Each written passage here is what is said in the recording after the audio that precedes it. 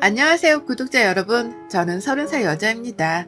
27의 나이에 결혼을 했으니 벌써 3년차 유부녀가 되기도 하네요. 주변 친구들에 비해서 굉장히 빠르게 결혼한 편이었고, 그래서 누구보다 잘 사는 모습을 보이며 살아야겠다고 다짐하며 시작했던 결혼이었죠. 하지만 왜인지 그닥 원하는 대로 흘러가질 않는 것 같아서 고민을 하던 찰나 한방 시원하게 먹인 사연을 자랑이라도 해보며 속을 풀고자 컴퓨터 앞에 앉게 되었습니다. 긴 글이 될 것 같지만 재미나게 읽고 응원의 한마디라도 꼭 남겨주세요. 저희 남편은 저하고 대학 때부터 선후배로 지내오던 사이였어요. 워낙 오래전부터 봐오기도 했고 그래서 서로의 과거 따위도 진작에 터놓고 지냈습니다.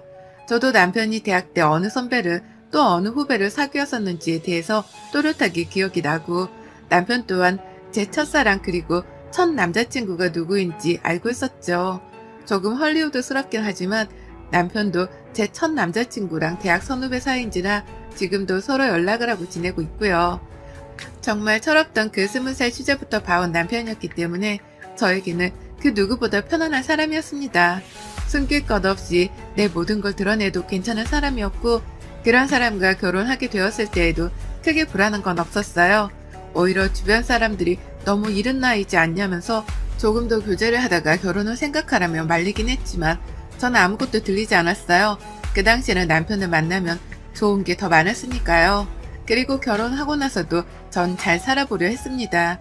남편과 서로 어린 신부, 어린 신랑이 되어서 주어진 신혼에 감사해하며 살려고 했죠. 둘 다 각자 직장을 다니고 있었기 때문에 함께 돈 모으는 목표도 세워놓고 차분히 이세 준비도 해보려는 중이었습니다. 조금 더 늦더라도 지금 현재에 만족을 하며 살고 있었기 때문에 당장 건강하고 행복하게 사는 것에 초점을 두려고 했죠. 이른 나이에 결혼하는 건 옳지 않다며 결혼을 반대했던 일부 친구들한테도 여전히 잘 살고 있는 것을 보여주며 보람을 느끼기도 했고요. 하지만 이런 저도 나름 소가리를 하고 있는 것이 있었습니다.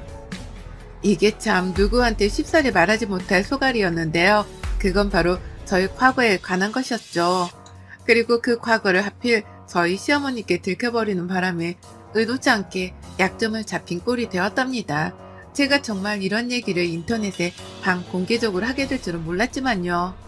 이제 와서 사연을 시작했기 위해 간략하게 제 과거 얘기를 해보자면요. 전 10년 전에 성형수술을 했습니다.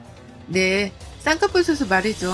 대학에 들어갔다는 그 설렘, 그리고 수능을 끝마치자마자 미친듯이 빼버린 13kg라는 거대한 살덩어리들을 떠올리며 당당하게 쌍꺼풀 수술을 기획했습니다. 거기엔 저희 친정 부모님도 아주 격하게 동참을 해주셨고 그렇게 저는 부모님의 적극적인 지지와 지원으로 수술대에 올랐죠. 수술을 한 부위는 딸랑 하나였어요. 쌍꺼풀이요. 제가 저희 집에서 큰딸인데 저희 아빠를 정말 아주 쏙 빼다 닮았었거든요. 갈매기에 통통하면서도 날렵한 부리를 닮은 무쌍의 눈은 말이죠. 어찌나 눈매가 통통하고 날렵하게 쫙 찢어져 있던지 저희 아빠는 절 볼 때마다 그런 말씀을 하셨답니다. 내가 미안하다 라고 말이죠. 그냥 그런 눈매 자체를 여자애한테 물려준 것이 절 볼 때마다 미안하다고 하셨어요. 엄마 눈을 닮았으며 더 봐줄만을 했을 텐데 자기 눈을 닮은 채로 태어나서 얼굴이 딱 거기까지라고 말이죠. 이 말을 장난삼아 하실 때도 있었지만 한 번씩 아빠가 회사에서 회식이라도 하고 술에 취해 들어오시는 날에는 저를 한참 붙잡고 미안하다 미안하다 곡소리를 내며 눈물을 훔치기도 하셨습니다. 이 얼굴을 대학만 잘 가면 반드시 뜯어 고쳐주겠다며 제가 어릴 적부터 노래를 부르듯 말씀을 하셨죠. 그래서 저는 아빠의 그 한마디만 믿고 제 얼굴에 대한 불평을 잠시 접어둔 채 공부에만 매진을 했고요. 정말 열심히 공부를 했습니다. 미치도록 열심히 공부를 했어요. 얼마나 열심히 했냐면 고등학교 때 공부를 하면서 없던 살 13kg가 확 쪄버렸을 정도로 운동이고 뭐고 그냥 의자에만 앉아서 공부를 했습니다. 그러고 나서 원하던 대학에 합격을 딱 해버리자마자 고등학교 때 쪘던 그 13kg를 그대로 빼버렸던 거죠. 물론 이때도 부모님의 적극적인 지지와 후원 덕분에 헬스장을 다니며 피 터지는 PT를 하고서 뺀 것이었답니다. 하여간 저희 부모님은 제 외모에 정말 큰 관심을 보이셨어요. 덕분에 저도 살도 빼고 대학 들어가며 수술도 받아서는 나름 개가천선을 했죠. 운이 좋게도 쌍꺼풀 하나를 수술했을 뿐인데 정말 사람 인상이 180도 달라지더라고요. 동그스름했던 무쌍의 눈에 쌍꺼풀이 생겨나니 흡사 손예진의 눈을 여상케 하는 반달 눈웃음의 소유자가 되어버렸답니다.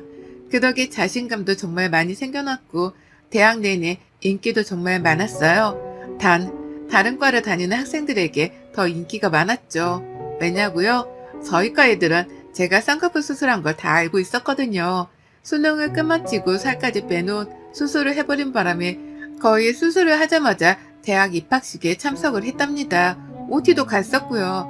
그래서 눈에 붓기가 살짝 덜 빠진 상태였고 그 바람에 저희 과 애들은 한동안 쌍수한 신입생이라는 명칭으로 저를 부르고 다녔어요. 물론 다 농담이 섞인 호칭이긴 했지만 그 덕에 저희 과 친구들은 모두가 저의 성형수술에 대해 알았답니다. 같은 과는 아니었지만 저희 과 사람들과 막내가 잦았던 저희 남편과 그 무리의 친구들도 제 수술에 대해서는 익히 잘 알았고요. 근데요, 이 사실을 결혼하고 저희 어머님이 알게 되셨어요. 결혼 전에는 남편이 굳이 말할 이유가 없었으니 말을 안 했을 거고 결혼하고 나서도 굳이 며느리의 성형수술에 대해서는 대화를 할 일이 없으니 비밀로 하고 있었습니다. 저도 이왕이면 시어머니가 며느리를 태생부터 예뻤던 아이로 봐주시길 바랬으니까요. 아니 근데 한 번은 밥을 먹다가 시어머니가 제 눈을 너무 뚫어져라 보시는 거예요. 그리고서는 밥을 먹다 말고 바로 이렇게 물어보셨죠. 너 수술했지? 무슨 쌍꺼풀 손이 그렇게 짙어? 라고요. 근데 이 말에 제가 거짓말을 못했습니다. 사실인데 사실이라고 대답을 해야 하나 말아야 하나 싶어 잠시 당황을 하던 중 망설이는 모습에 어머님이 단박에 눈치를 채버리셨거든요. 너 했구나? 한 줄 알았어. 라고 말이죠. 그렇게 저는 하필 시아버지랑 저보다 한 살 어린 시누이까지 있는 그 식탁 앞에서 성형 고백을 해버렸고요. 제 얼굴이 민망해지고 불 켜지는 건 모르는 건지 시어머니는 그 자리에서 정말 한참을 깔깔거리며 웃으셨어요. 너 한 줄 알았는데 뭘 또 숨기려 들어. 니네 아빠 얼굴이 그런데 너가 혼자 두꺼운 쌍꺼풀을 가지고 있을 리가 없지. 라고 하면서 그 자리에서 저희 친정아버지 외모도 건드리셨고요. 성형수술을 한 사람을 처음 보시는 건지 그 후부터는 정말 만날 때마다 성형수술에 대해서 말씀을 하셨습니다. 그냥 단순하게 제 눈을 뚫어져라 바라보면서 사람을 민망하게 만들기도 하셨고요. 너 진짜 수술 잘 되긴 했다. 어디서 했니? 얼마 주고 했어? 왜 했어? 라는 등의 질문을 마구잡이로 쏟아내시면서 관심을 보이는 적도 많으셨고요. 물론 한두 번씩 이런 질문을 하시면 저도 선뜻 다 대답해 드릴 수 있습니다. 하지만 20살이 되어서 했던 수술이에요. 저도 지금 병원 이름마저도 가물거릴 만큼 기억이 오래되었고 분명 처음에 다 대답을 해드리기까지 했는데도 어머님은 저를 볼 때마다 서럽다는 듯이 또 질문을 하셨어요. 너무하다 싶을 정도로 시아버지랑 시누이가 다 옆에 있는 그 와중에도 질문을 마구 던져대시면서 꼭 그 끝에는 깔깔대시면서 웃으시더라고요. 너 근데 수술은 왜 한 거니? 누가 하래? 너네 부모님도 하라고 허락해줬어? 라고 말이죠. 수술을 한 게 이해를 할 수 없다는 듯이 어떻게 그 수술을 하나 받겠다고 수술대에 올라갈 생각을 해? 정말 요즘 애들은 대단하다니까. 라고 하면서 고개를 절레거리기도 하셨고요. 굳이 수술을 이미 오래전에 한 사람을 앞에 두고 이해를 할 수 없다며 고개를 절레거리는 어머님의 행동은 불쾌함을 느끼기에 충분했습니다.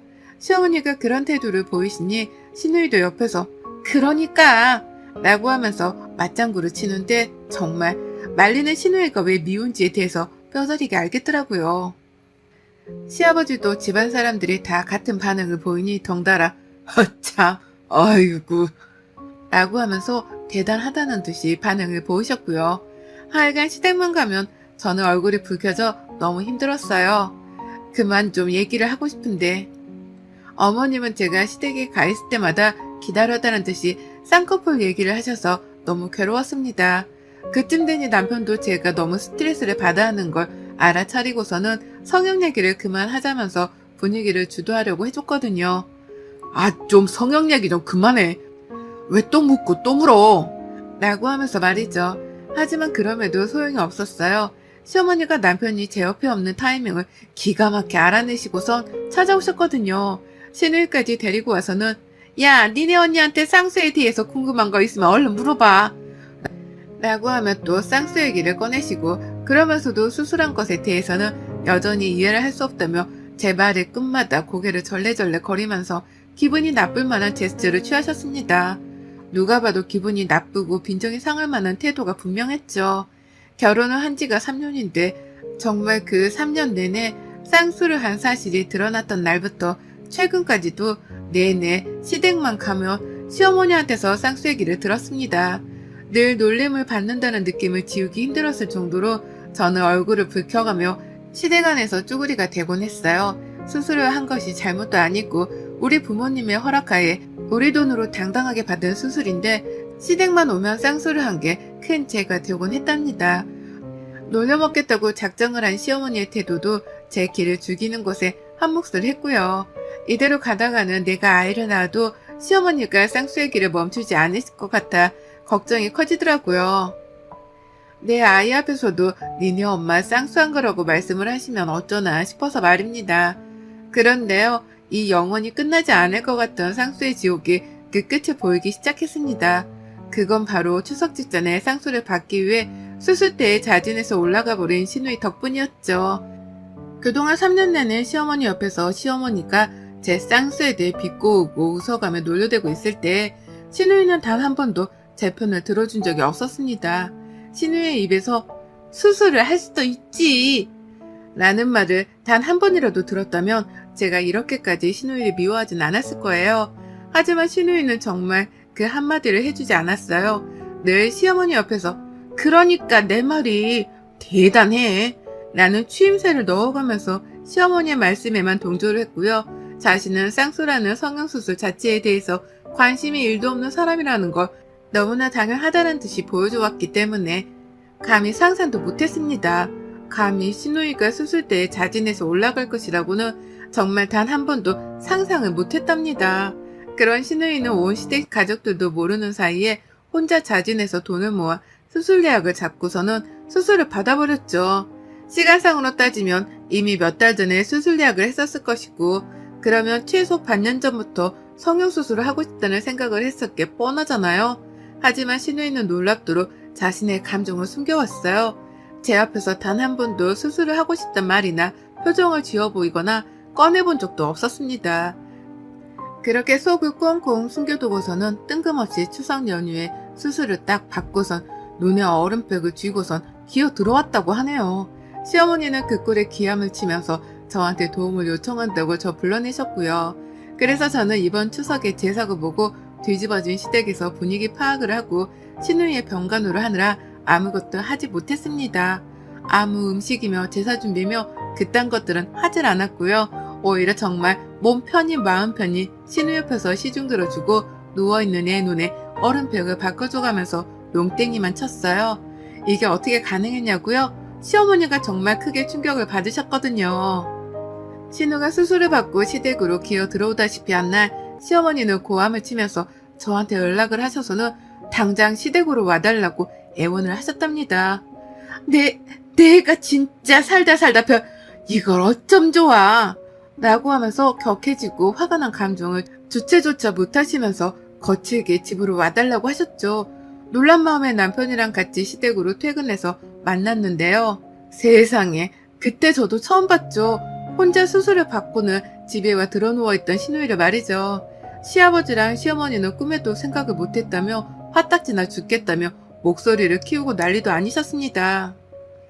시어머니는 그 중에서도 가장 심하셨죠. 그간 한 번도 빼놓지를 않고 며느리를 볼 때마다 쌍수 소리를 해가면서 놀려먹는 재미에 사셨던 게 어머님이셨습니다. 어찌나 심했는지 제가 쌍수에 쌍자만 들어도 자다가 발을 돌려차기 하면서 벌떡 일어날 만큼 그 소리에 질리도록 이골이 난 사람이었어요.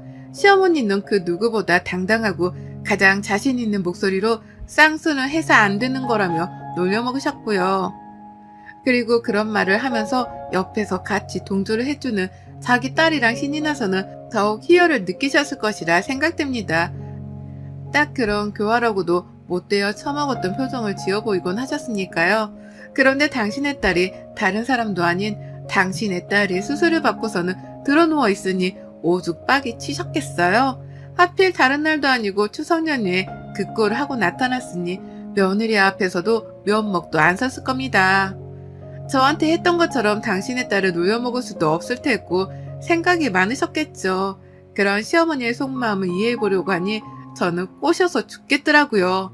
지금 이 상황에 혼자 얼마나 체면이 안 선다고 쪽팔려 하고 계시려나 싶어서 말이죠.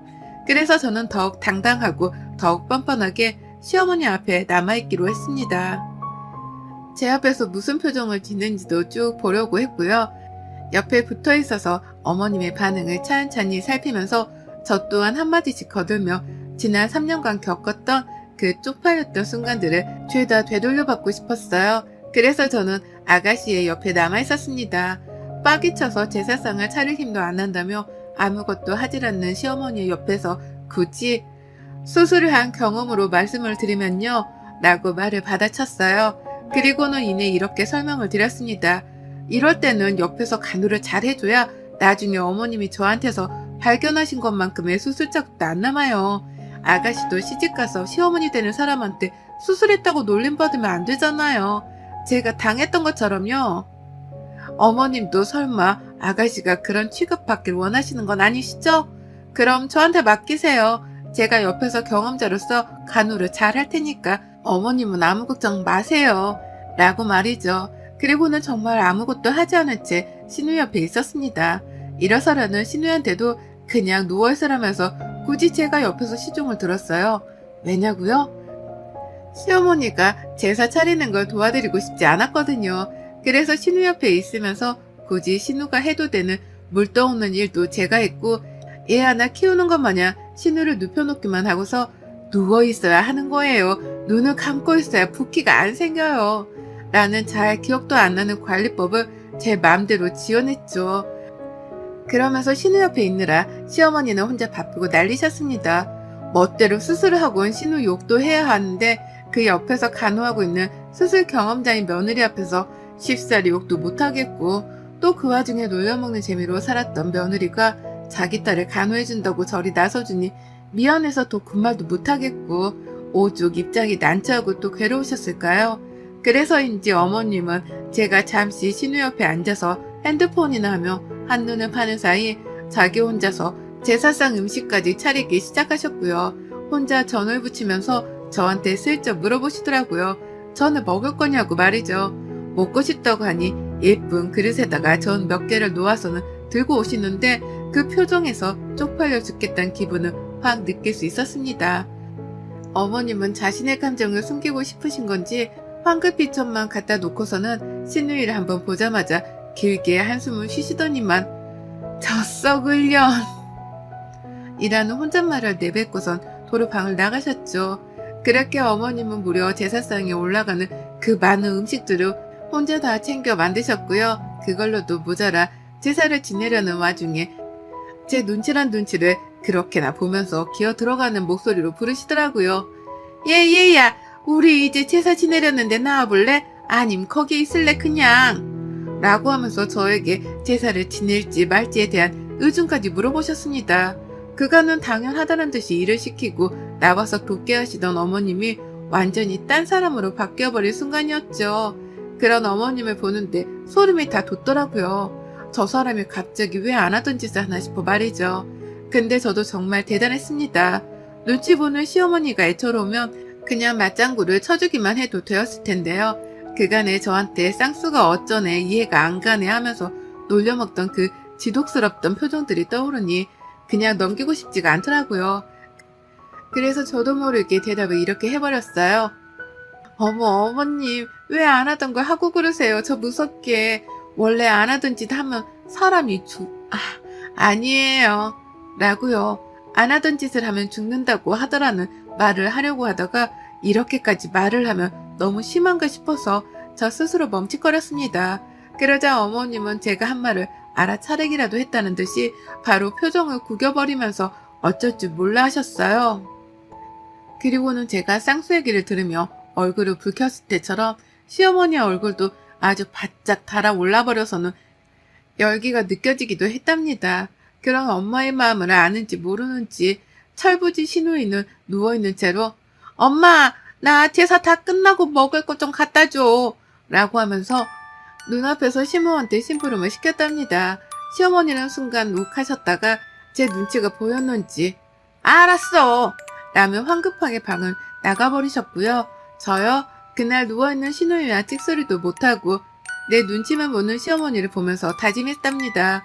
나는 아무것도 하질 않는데 시어머니를 향한 소소한 복수를 도와줄 우리 시누이한테 평생 잘해야겠다는 걸 말이죠. 이제 평생 시누이하고 쌍수 얘기나 나누면서 시어머니가 더는 먼저 저를 놀려먹지 못하시도록 태도를 단단히 잡아놔야겠다는 걸 말입니다. 쌍수 하나 한 걸 가지고 무려 3년을 놀려먹혔는데 이제는 제가 나설 차례네요. 저는 10년이고 30년이고 어머님이 살아계신 한 최선을 다해서 시누이와 함께 쌍수 담화를 나눠볼까 합니다. 당신 딸도 이제 쌍꺼풀 수술을 한 수술 경험자이니 어디 얼마나 쌍수 경험자들 향해 이전처럼 흉을 볼 수 있을지 흥미롭게 지켜볼래요. 대놓고 신우한테 쌍수하네라고 불러가면서 시어머니가 저한테 했던 짓을 똑같이 신우한테 퍼붓고 살 겁니다. 시모 마음이 더욱 괴로우라고 말이죠. 여러분의 생각은 댓글로 남겨주세요. 오늘도 시청해주셔서 정말 감사합니다.